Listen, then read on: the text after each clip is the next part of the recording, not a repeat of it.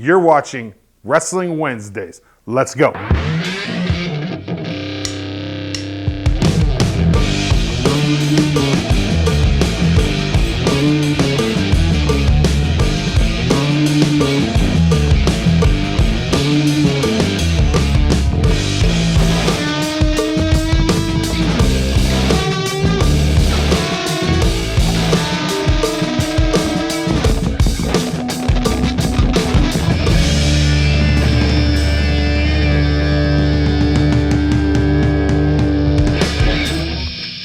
What's up, Eastern Oregon? This is Dodge with EOAlive Sports, and we're back. I mean, we haven't had a Wrestling Wednesday in a couple years. I mean, we didn't have one last year. We had one a couple years ago. We had one a couple years before that. But we're going to try to bring the show back. We're going to sit here and we're going to talk wrestling. I'm joined by LHS head coach Klel Carson and EOU head men's coach Dustyn Azure. How's it going, guys? Good. Good. The premise around this show isn't. I mean, I don't want it to be like interview style. I just want it to be a conversation. You know what I mean? Like a conversation about something that's really important in this valley to a lot of people, wrestling, and that started in this valley. I really think it started with the Viral era. You know what I mean? And then it kind of carried over, and then EOU brought wrestling back, brought Dustyn into the picture. And now we have like this network of wrestling through Mat Club, through even the smaller schools in the valley. You know what I mean? And then EOU and LeGrand.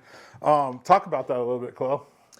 Yeah, I do think we have a culture of wrestling where people really genuinely support, the programs Eastern, and it's been fun for.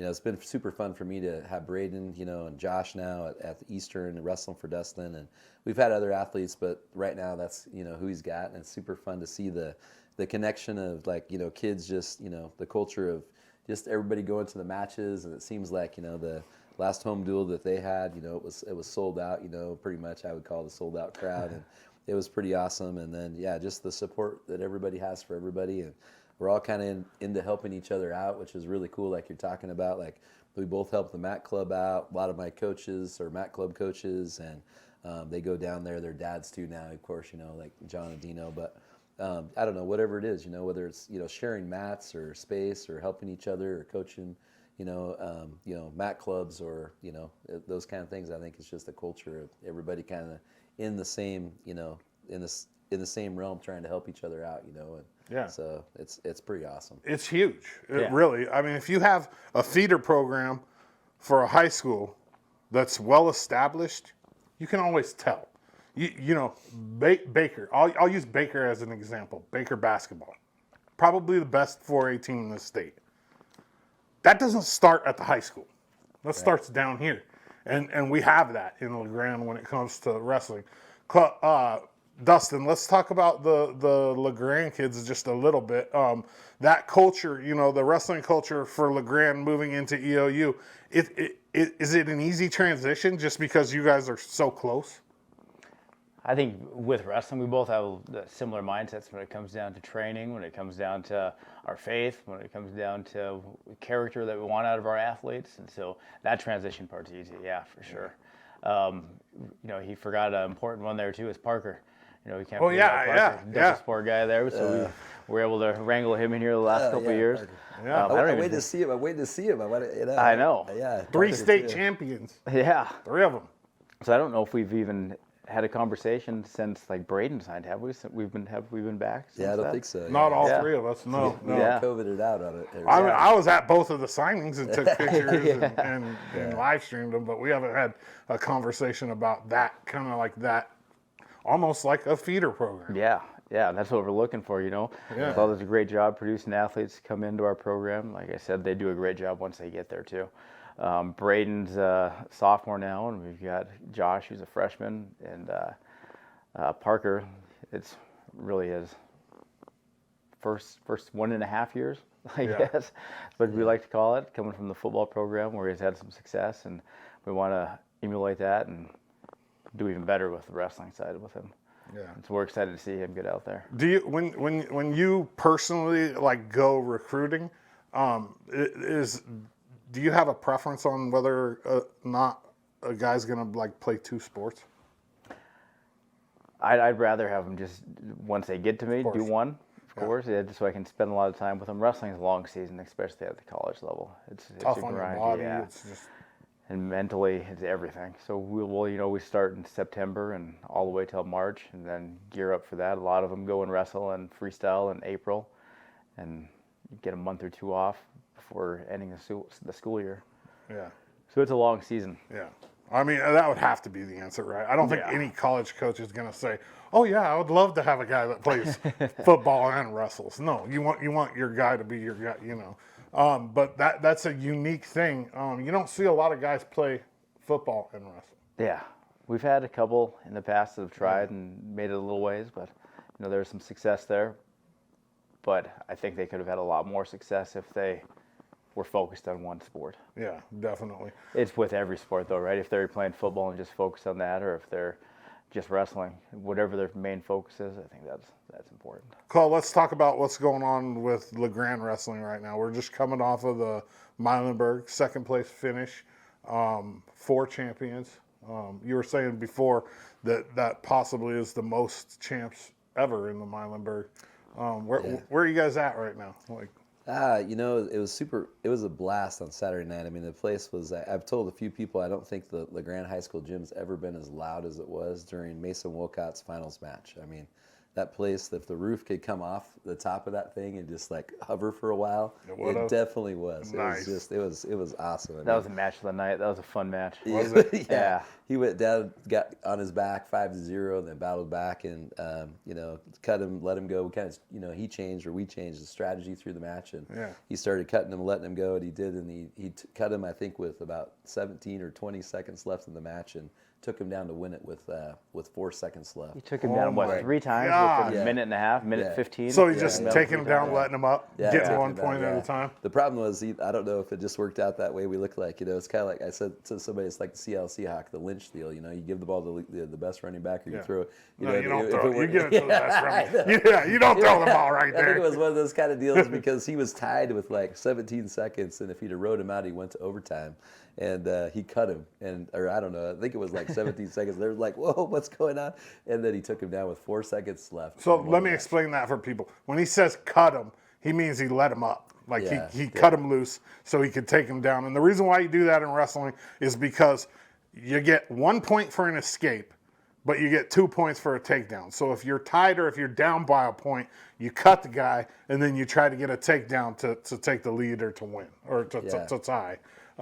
But Dustyn, let's switch over to Dustyn real quick. You can't do that as much in college anymore because of the want new to rule. now. Why wouldn't you? With 3-point takedowns now. So you get 3. Now we want to take it down and get a 3-point takedown. Yeah, out of it. what instituted that change? Just to create more action, and it has. Man, there's been some wild matches out there with that 3-point takedown. It's definitely showing a lot more offense from all around. It's fun, yeah. So back to the Milenberg, the Wolcott match of the night. What else?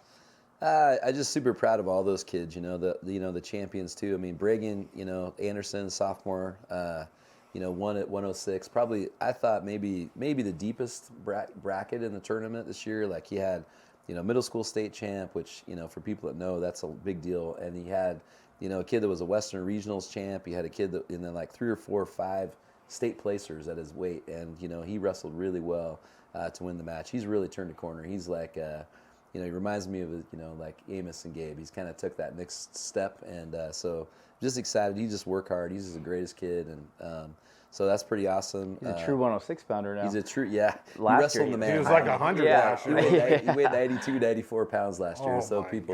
He wrestled with so much heart. I mean, what'd you do? Sit him down and said, "Dude, look, you need to hit the gym and eat." Like in the next. Took him to Germany. He ate all that pasta in Europe for a month over there or whatever. He just ate. He's got Hoyt blood in it. He does. Yeah. He does. I told Amos this weekend he might be a little tougher than he was. I don't know. We'll see. I don't know. Amos tried to fight me one time, and I was big. We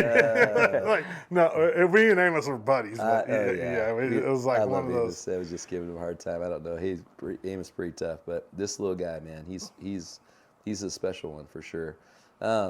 Tommy Belding, like I was saying earlier when we came in, that was probably like if I to me, that was the most, like, I feel like he stepped up and went to another level. Like again, another sophomore that just, I mean, like the kid that he beat, his match, the game plan that he had, and his dad kind of worked with him on there. I mean, that was impressive. I mean, he just hit things at the right time, and he's really starting to become really physical. Or as a freshman, and like he's been working super hard. He's a great kid, like lifting, and I mean all the extra things he's doing, the extra time he spent, like, and he beat a really good kid. I mean, kid was a state champion. The kid was 16U world team member. The kid was fourth in the country, I think, or a Fargo placer. And Tom, and he was never in trouble, and he just did really good. And the other champion was Ridge. I guess you asked about that, man. Ridge, I was so happy for him, man. Yeah, That's the first time he's won it. Yeah, the first time Ridge has won the Milenberg, and just so excited for him. And he's a good kid. Was he in the finals last year? He was in the finals last year. Yeah, he lost. Lost in the finals. Yeah, but he's a great kid. I like him. Those kids are like, that's what like we talk about. They're both they're seniors and they're 4.0 students. Ridge and Mason and Kai, and the other seniors that I have, Jackson Leonard, who's unable to wrestle yet, and also just super good kids, Michael Giese, and yeah, it's a good class. But anyways, Ridge is definitely in there, and so it was awesome. It's awesome to see good things happen to good people. Yeah, that was cool. Saturday night. Talking about grades, let's switch over to Dustyn real fast in EOU.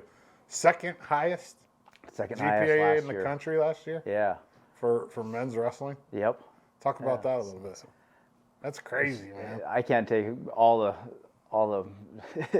grad. Yeah, it wasn't all me. It was them.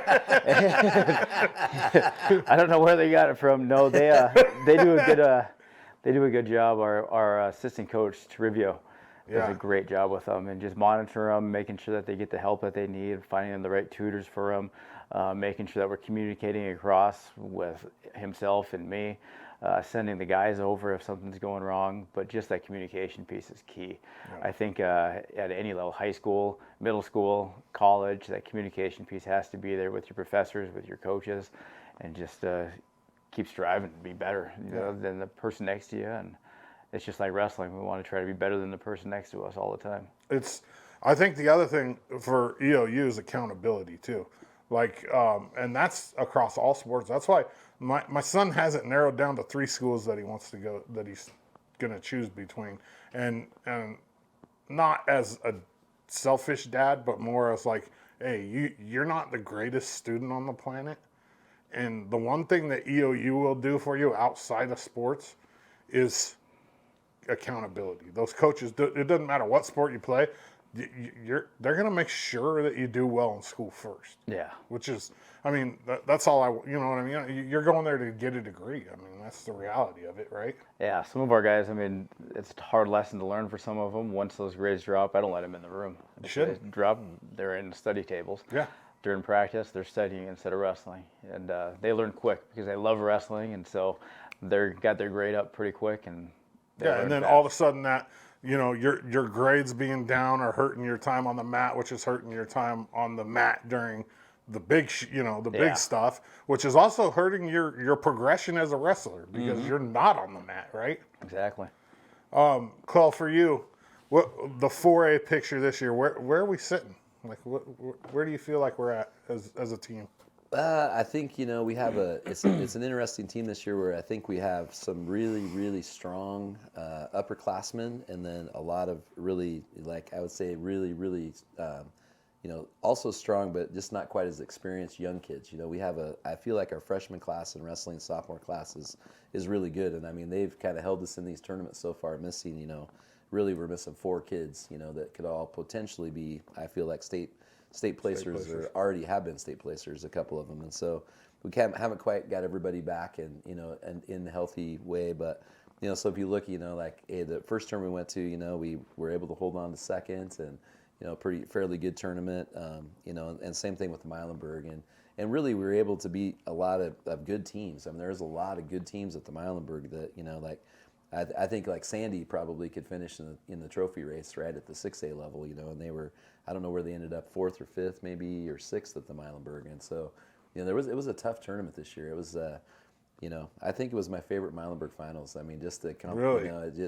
Even though you didn't have a kid in it. Neither of your boys I were know that's in what, it. well, It's that's probably my- a little less stressful for him. Yeah. That's probably why I like this so much. Yeah, but when you see a Carson in the Milenberg finals, I mean, it's pretty much like chalk up a dub. Yeah. You know what I mean? Like, I don't see how that could be that stressful. You know what I mean? Maybe for a dad, Yeah. but not for It is, like me. If I see Kai or Braden in the finals of the Milenberg, I'm like, okay, well, there's however many team points it is for a win. Yeah. Usually a pin. Yeah, their mom said the same thing to me. Why did you say that? They're, or whatever. But I just thought it was. I mean, every match was kind of like exciting. Like it was just, and there was really good kids. This high level wrestlers all the way up and down through the finals. I mean, it was awesome. Well, that's what we Definitely want. since COVID, right? Like that. I think Oh, this has been yeah. the toughest tournament you've had since COVID. Yeah, definitely. Yeah, we had more teams too. But it was a bit of a long night on Friday night. We got done. I think the last whistle blew at like 12:30. So it was pretty rough. Oh, You had that's to rough. Yeah, so we got to make some adjustments, and we will. I feel like Matt he does an amazing job running the Milenberg, and we'll make some adjustments, and we've already talked some of those things we can do because we don't want to cut anybody out and tell them they can't come, but Right. we can't blow whistles at 12:30 at night. No, either, not when you got to be there at 9 the next morning. Or What do you whatever. do? Do you Is it 8? plan on starting it earlier? Maybe. I think so. Yeah. Just like starting it earlier, and we just don't want you to tell people like you can't bring kids. I mean, it's all about the kids, right? Like and getting them there, and 100%. give them the opportunity. And the Milenberg, the way it's designed is to allow everybody to be a part of it, and the way that that you go into like a separate bracket, like if you lose the first 2 rounds, a lot of people don't understand that, but you basically wrestle in a separate bracket. Yeah. And but you're all part of the same tournament. It's consolation champion bracket. Is what Yeah, they it's call it. So- like a silver bracket. yeah, basically. yes, exactly. They don't really know that that's what's going on a lot of times. They're just wrestling, and people don't know. And so it's really cool event for beginning wrestlers, and also Yeah, because you get to keep wrestling. You don't Yeah. lose once or twice and go home. You get more matches. get more matches against in theory, like sometimes we don't always do a great job of seating the tournament, but in theory, like it works out to where you end up wrestling kids kind of like your level, kind of or whatever. Sometimes I wonder when I look at like track wrestling, I wonder who seats these tournaments. Yeah, Like that's what a lot of people the thought. Milan. This week. Yeah, that's Well, no, I mean, my son wrestles on the west side, so we get Rose City, we get Perry Burleson, all these tournaments, and I'm like, who's seeding me? You know what I mean? Like, who does that? I think in the old days, like I still remember seating the Milenberg, and we'd have a shaker thing, and we'd like line number 11, and we'd sit there. When I first started with Varela coaching, and it took forever to do it, but I think it was better at separating people because now it's easy, right? You just push a button. But then, like this year was weird because we had like a team that had like 6 or 7 guys in one weight class because you just want everybody to come, right? Yeah. And so when the track wrestling split it up or spit it out, like they were wrestling each other in the first round in like 3 different matches, and so I Yeah, tried you to don't want scramble that. to help Right. fix that, but it was just impossible, Is there a to do format that you can create within track that separates them all separates out. them? So if you do the scores, it is kind of we've been Yeah. working with it, but it's like a score thing. So they'll separate the scores if you select the scores, but then the other guys they just throw Oh, yeah. So track wrestling though is the standard. I mean, that's what people are using. That's what Yeah. does the random draw. That's what does all that instead of like And you it's were all saying, based on draw out of a ranking? hat. yeah, like- draw out of a hat. Yeah, Yeah. you just so It's all based on that little number that's underneath the person's name, that 0.0 or whatever, 0.98. I'm sure high school is the same way, but do you guys sit yeah. down as coaches and at least seed like the top 4, 6? Yeah. Somewhere in So there. like if a kid's a returning, like for our criteria, because we try to reward people at the Milenberg, plus it's like maybe the only place where those guys would have met before, or teams, So we like the first criteria is like if you're a Milenberg champion or a finalist, I think actually, and then after that it goes to state placement and then regional placement and a lot. So of, you might have a guy who won the Milenberg as the 1 seed, but then a guy that's never won the Milenberg but's a 3-time state champ as the 2 seed. You could happen, yeah. Yeah, it could happen. It right? could happen. So hopefully that guy, Mm-hmm. comes to the Milenberg. You know what I mean? Like, Yeah. There's incentive for coming and placing. Dustyn, what about you? Like for kind of explain how that works at the college level. It's a little bit different. It's pretty much the same. Is it? All of us coaches will sit down before a tournament and we'll throw our top dogs out there and who's number 1, who's number 2, and we'll just kind of hash through it. And I think it's a little bit easier at the college level. Coaches are a little bit more level-headed once you get up there, for the most part. Yeah. And they kind of like they're honest about their athletes. Yeah. Some. As where in high school you might have a guy that, my guy. Try to sneak them through. Or Yeah. something. Yeah, I got you. There's a little bit of games. But there's a definite advantage in a tournament to being in certain places in the bracket. There's no doubt about that. I mean, if you have an easy ride all the way to the semis, you know what I mean? Compared to somebody that's maybe the 3 or 4 seed that has to wrestle a 5 or a 7 along the way, and you got the one wrestling a 16 and a 12. Yeah. There's a big difference. There is. My dad growing up, when we'd go to the tournaments, he'd always say, draw 'em in. And everyone hated him because he always drew the guys in, and we'd have people that should be seeded number 1 or number 2, and then they're like, "Who is this guy? Beat the number 1 seed first round?" And, my dad loved that. He loved doing that. So what about where are you guys at EOU right now? We had a duel with Providence last Saturday. Last Thursday. Yeah, Thursday? So we take a long road trip over to Montana. Yeah, how'd that go? Not the outcome we wanted. We definitely have some work to do, so it definitely threw some shine on where we need to get out there and polish up. We have a lot of young guys into the lineup right now. We need to get out there and get some. I noticed that. Some fixes going. I saw. I didn't recognize some of the names. Like I was like, "Where's so and so? Where's so and so? Are we battling injury or what are we doing there?" A little bit, yeah. And then also we need to get.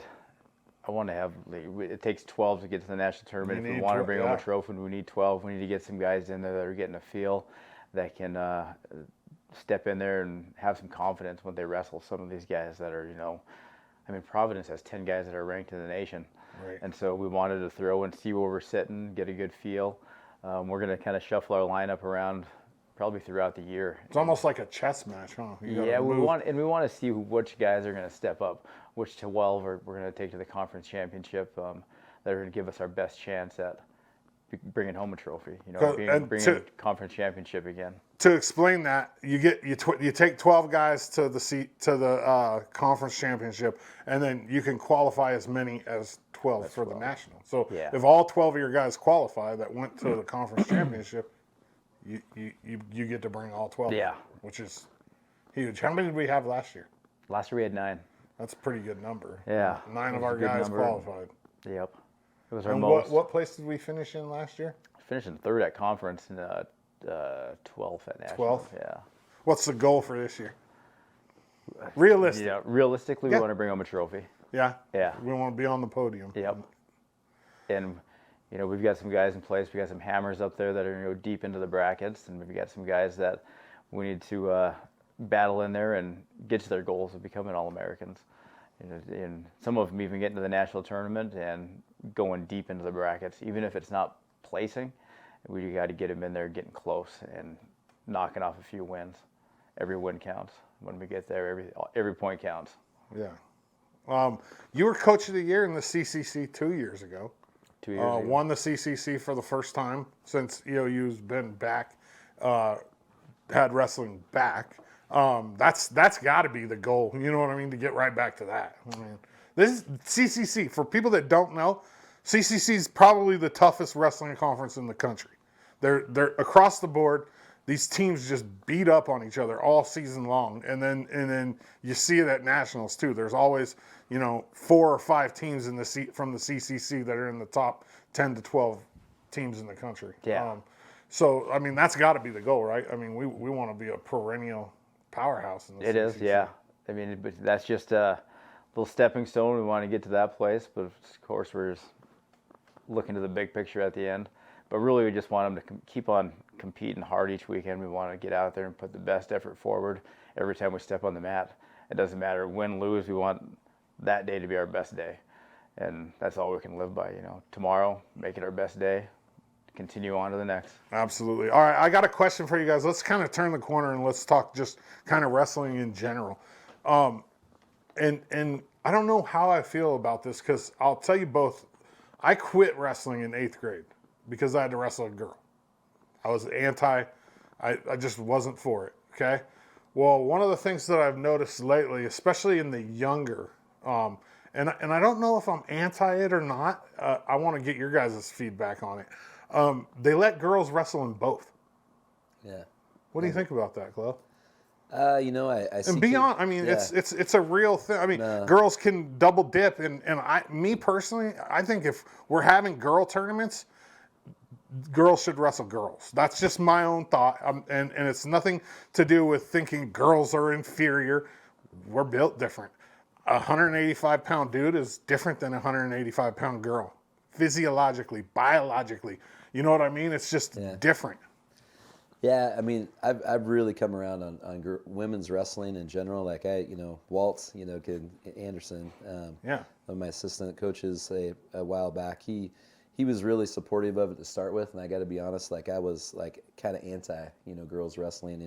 I don't know if it's because of growing up in LeGrand and spending my time here in Eastern Oregon, what it was, but after coaching Bella, like she made me love it. Because she's a hard worker and a great kid, a great person, and she came to practice every day. She worked hard. She did all the things right, and she just made me kind of start liking women's wrestling, and it's been awesome to see that take off. I mean, I'm seeing it like, I feel like and I've talked to people about this. Like it's probably the most popular sport right now, I think, in like the middle school, like women's wrestling, and somebody it's the cool thing to do. Yeah, for sure. it is. Yeah, You're getting these girls like his daughters that I've had all in class that I just absolutely love, who are like the kind of kid that you want every kid to be, and like just works hard in school and cares about other people, and just these hardworking girls, but they like to get out there and get after it in wrestling, and it's pretty cool to see that. I mean, it's made me really start to I'm talking to girls in my classes about, hey,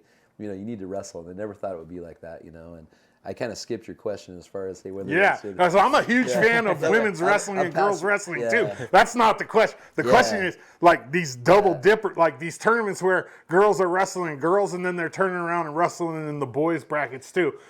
Me personally, I think, and here's my other take on it. Especially in the middle school, when you're that age, it's awkward to wrestle a dude if you're a dude, but it's really awkward to wrestle a girl. Yeah, it really is. Yeah, I mean, I'd be bold. I'd be bold and say like, I like to see him wrestling girls against girls, but it's kind of I'll let the dad of all these girls. Which he's going to answer it next. I kind of agree with you as far as I like to see them wrestle each other, especially when they get, like you said, middle school. And the reason my philosophy behind that, or why I think that, is because it's like I feel sometimes it's a no-win situation sometimes for the boy. 100%. It's like if they don't win, then they got beat by a girl, and if they do win, you beat a girl. It is. And we try to teach them to boys. I mean, hopefully we're all of everybody in our program try and teach them to be respectful to their moms, be respectful to other ladies, sisters. You don't put your hands on a woman, and then all of a sudden you want me to put her in a head and arm and choke her out.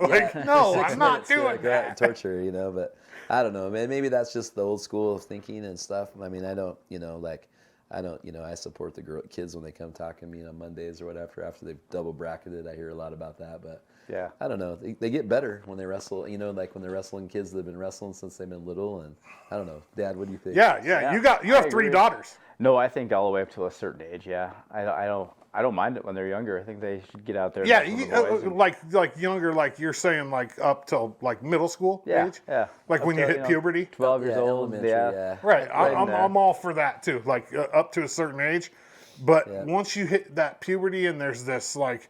You're in weird positions and in not a lot of clothes, and it's awkward, and it's one of those things. I don't. Yeah. It is. No, I agree. I probably wouldn't have let my daughters wrestle if it didn't have the separation, like from middle school on. Yeah. Once puberty starts, I think that's a good time to. Yeah, you shouldn't be rolling around on a mat with a boy. Yeah. When you're 13 years old and sweating, and I know my youngest daughter, she was interested in wrestling, and where they live, Dallas has a pretty good girls wrestling program as well. And she's thinking about next year going out for it, and I'm just like, man, like you're on a late start, kid. You know what I mean? Like you're gonna be a sophomore, a junior in high school, and you're gonna start wrestling. But I mean, that's how it is. Girls wrestling is super popular right now. Yeah. Like across the board. It's the cool thing to do. You look at like Instagram of all the boy wrestlers and all the athletes, and they're always posting all like, hey, you know, so and so won a state championship or so and so won this. We have the Safeway Buckle Classic now at the same time as the Milenberg, right? It's the same weekend. Yeah. They run that at EOU. And, That was a good tournament. It was Did a you get a great chance to go tournament, peek over at that? I stopped over there for about an hour on Saturday. Did you see the girls score? Yeah, they smoked it. Yeah. They almost doubled them up. We had four awesome. individual weight champions. Yeah, something like that. Yeah. I mean, I think awesome. Carly Radke at 105. She like had like some split 105 100. Like she lost the match, but she was the 105 champ. Yeah. And then your niece yep. My won, niece, and yep, then Malia. Via Gomez won. Yep. And then Flower, right? That's Flower. Yeah, Florcita. Yep. And then so was there only 3? Am I missing somebody? Not sure. That's the only ones I could think of, but Yeah, I think there was Might be only 3. missing one, yeah. I don't know. Yeah. yeah, it's awesome. It's so Yeah. cool. I think too, like one thing that a lot of wrestling coaches across the state disagree with me. Like they like keeping the boys and the girls together, but I think for us, when we split, and we made it like a girls program, and hired a coach. Max is the coach now. Crystal, and 100%. when they have the separate programs. I mean, we just saw the numbers explode. Yeah. I mean, there's a lot of Same with dads. us. I mean, when I was coaching both men and women, Yeah. Yeah. once we split and had separate men's and women's, numbers rose. Everything went up. Academics, our wrestling, I think that should everything. be the standard. Yeah. I think that it should have to be like that. Yeah. Honestly, in a I high think it'll school go weight. to that eventually, just like like it will be like girls and boys basketball. I just think that it's just about Funding time, and funding. just, yeah. It's just tough, because a lot of schools. I mean, like the tournament, like last weekend, there's a lot of schools that have like 2, or maybe 5, and that's a big team of girls, because they have it all kept together, and like I don't know, it just. That's when I knew we need to separate. We had 8 girls, like the third year that girls, after Bella, it was like we had, 3 girls the next year, and then 8 the year after that. I think Dealey was a freshman or something like that, right? And then, but by the end of the year, we only had like 3 or 4 because, we didn't change what we were doing necessarily in our you know what I mean? And it's just different. Like you said, it's a different thing, and takes a different mindset, a different approach to coaching it, I do.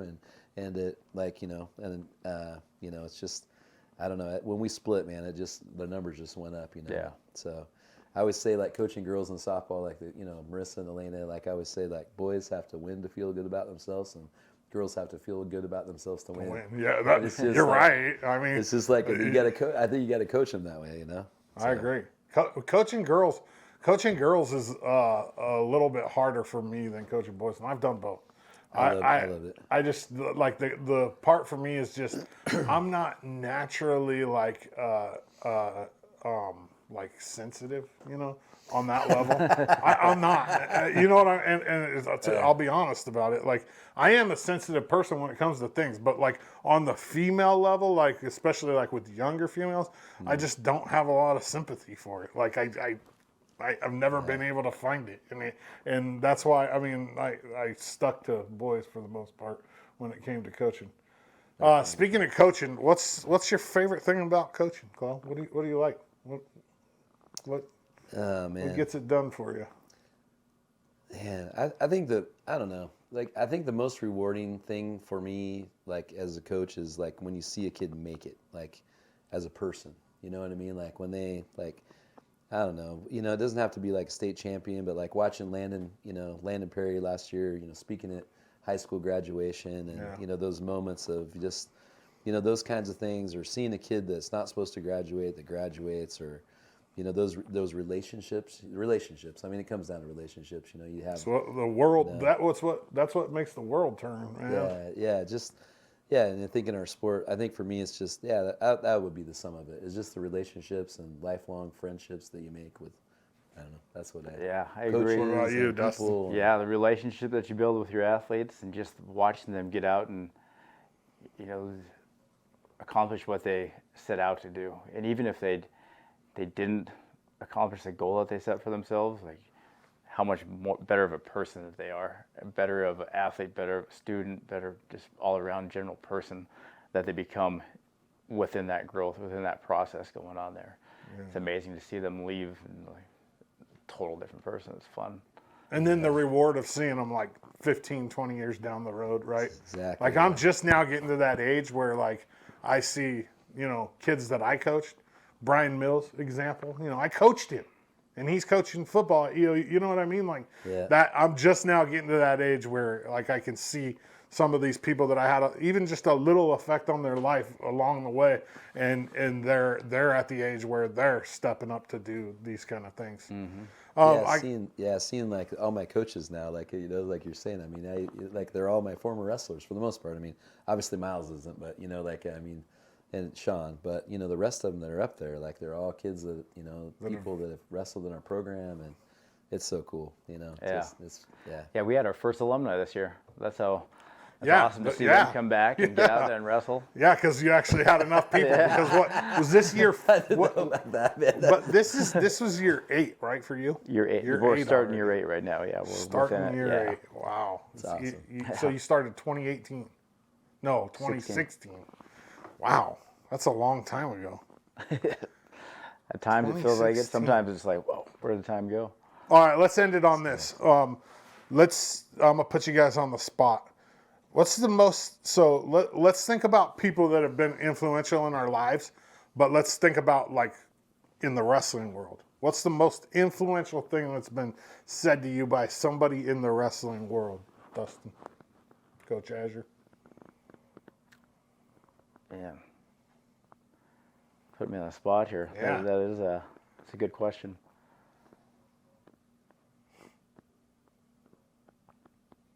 I think just probably my dad, you know, and just let me know that, you know, one day sitting me down after, after my freshman year, All-American, my sophomore year, I was kind of having a roller coaster season. Like we were trying to figure it out, if it was mental, if it was a weight cut, if it was my strength, what it was. And, you know, I think that what helped me turn the corner was just him saying, you know everything about it. You know more than me here. I love you. No matter what happens, no matter what you want, I love you. And I think that just helped me, like, boom, here it is. Turn the corner now, let's go. So you felt like he gave you the keys to the bus, right? To your own bus. Mm-hmm. I like that. What about you, Klel? You got time to think about it. He had the advantage here. He got to sit there and think about it. He didn't even hear what you said because he was like running through it. He's got a whole head full of stuff that's been told to him. I do, man. That's a tough question. I mean, man, I think about all the people that were my coaches, you know, like, man, you know, not just Burl Miller, but, you know, people like Fred Arnch, you know. I think when you said that, the first thing that popped in my head was, never was a horse couldn't be rode, never was a cowboy couldn't be throwed. Yeah. You know, so, I mean, I thought about that. That was the first thing that popped in my head. But I don't know. I think that, like all these coaches, Tom Kinney, you know, he always says the difference between successful people and unsuccessful people is getting up in the morning. You know, so that's another one, you know, and you know, just, I don't know. Burl had a different quote every day. So it's like, I don't know. I think just in our program, like all the people and coaches like that I was around, or people that I'm around every day, like just the common thread is just we're all in it to make great people, and that's what's, to me, that's what I say, and that's the most important thing. Be a good person, you know. Like I had a conversation with the kids tonight, you know, like they got to be corrected as you go along too, right? And like that was my story tonight. Like just be a good person, you know. It's not about like, you know, you may not be a state champion like Dustyn said, you know, not everybody's going to be a state champion, but it's not possible. But you know, being a good person is what it's about, and I think that's a common theme with all the people that have coached me, and hopefully I continue that with other kids that I coach, and that's the main thing, and that's probably it. But when you said that though, that Fred Arnch, you know, I just remember him telling me when I was a little kid, you know, like I was wrestling some guy or something, I can't remember. He said, "Just remember, Klel, never was a horse couldn't be rode." He left just before my time. Yeah, like he was gone awesome by the time I got to the high school. But I've heard lots of stories about him. Oh yeah, so many good people. Stories. Tom Kinney. I mean, man, this is plethora. And then, you know, Waltz and Sean, and I mean, man, we're just blessed. Absolutely. Dustyn and all the people. I mean, it's just cool. Like you said, starting out, you know. It makes it like really easy. And I don't want to say easy in the sense of your job is easy, because that's not what I mean. It makes it easy to be a part of. You know what I mean? It makes it easy for me, as I don't have to do this. You know what I mean? Like, I can do whatever I want. This is my show, but I do it because you guys make it easy. You know what I mean? Like, I enjoy it. I like the culture. I like not to mention I like wrestling, but on top of that, the culture makes it easy for me. And that's the huge thing. For coaches and for wrestlers and for the community, is the culture makes it easy. We appreciate what you do too. Like, Dustyn and I have talked about that, and just like what you do with these kids and these interviews you have with them, these seniors, and they it's just. I try to listen to them if I can, They get on Amy's Facebook, and they get on there. And the anti-social media guy. Yeah, I'm the anti. Yeah, exactly. I need to maybe just jump in there, but it's just, I love listening to the kids and what they say, and not just wrestlers, just kids that I had in class that are playing football or whatever, and hear what they, what their philosophies are. It's pretty cool. It keeps me involved in sports, and I don't have to coach. Yeah, that's cool. I mean, I kind of got burnt out on coaching with some parents, and just. It just wasn't for me anymore, but it keeps me involved with sports, which I love, and I don't have to coach, and I don't have to deal with the parents. You know what I mean? I do deal with the parents. Trust me, my phone goes off quite often, but I don't have to deal with it. You know what I mean? Yeah. I don't have any moral obligation to deal with it, and that's the cool part for me. Yeah. Eastern Oregon, thank you guys for tuning in. Wrestling Wednesdays, LHS head boys coach. It's weird because I'm still not used to saying boys or girls, because it's separated now. Boys coach, Klel Carson. EOU men's wrestling coach, Dustyn Azure. I appreciate you guys. Thank you. Appreciate you, Dustyn. Thank you.